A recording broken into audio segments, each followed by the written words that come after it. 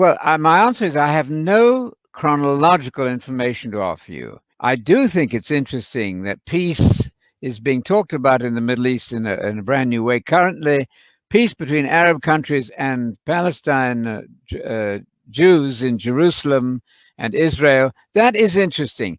That's the sort of thing one would expect the Antichrist to be involved in. So I can tell you this for sure. When the Antichrist, a single Antichrist, according to 1 John 2:18, a single final bad guy that all the early church fathers believed in and the Bible certainly teaches, when he does finally come on the scene, and I have no idea whether he's even alive yet, then there's time to worry about Israel. What happens with the Antichrist is he makes a covenant for one period of 7 years. That's the last heptad or period of 7 years of the 490 years that are allotted in Daniel chapter 9.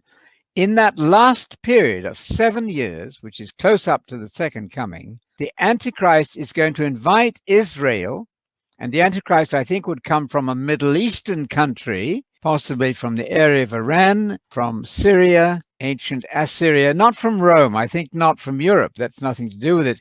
But that Antichrist will invite Israel into a peace treaty. And for the first 3.5 years of that peace treaty, all will appear to be right.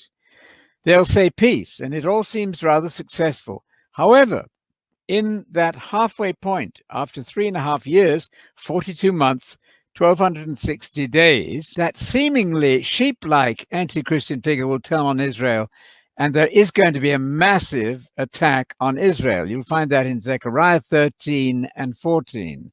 Chapter 13 and chapter 14 speaks there about 2/3 of Israel being killed. That's an awful destruction.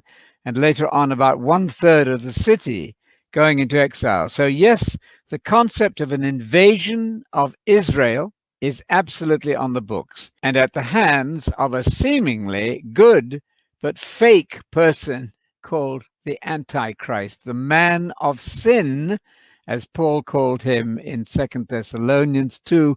Those 12 verses in 2 Thessalonians 2 you should have a look at. He's also known as the beast. The beast is a cartoon way of describing a horrible human being who is not really human. He's bestial, and so the beast is the way to describe him. The beast is a who.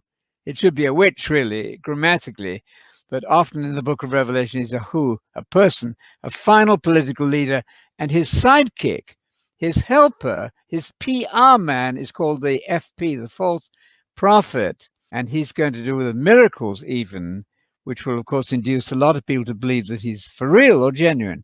That's the best I can do on that. Let me hear from you if you have something better than that.